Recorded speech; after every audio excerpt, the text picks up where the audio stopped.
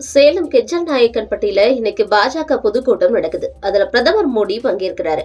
மேலும் இந்த கூட்டத்துல டிடிவி தினகரன், ஓ பன்னீர்செல்வம், ராமதாஸ், அன்புமணி ராமதாஸ் ஆகியோரும் பங்கேற்க இருக்காங்க.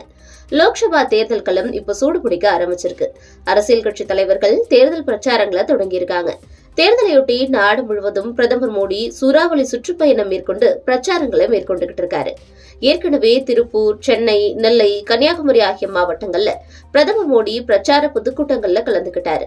தேர்தல் தேதி அறிவிக்கப்பட்டதுக்கு பிறகு முதன்முறையா நேற்று தமிழகம் வந்த பிரதமர் மோடி கோவையில் நடந்த பிரம்மாண்ட வாகன அணிவகுப்புல பங்கேற்றாரு.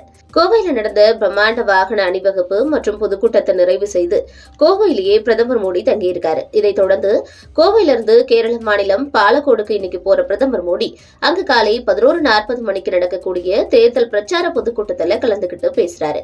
பின்னர் அங்கிருந்து ஹெலிகாப்டர் மூலமா சேலத்துக்கு வராரு. இதைத் தொடர்ந்து தேர்தல் பிரச்சார பொதுக்கூட்டம் நடக்கக்கூடிய இடமான சேலம் கெஜல் நாயக்கன்பட்டிக்கு வருகை தர இருக்காரு பிரதமர் மோடி. அங்கு பிற்பகல் 1 மணி அளவுல பாஜக தேர்தல் பிரச்சார பொதுக்கூட்டத்துல கலந்துகிட்டு பேசுறாரு.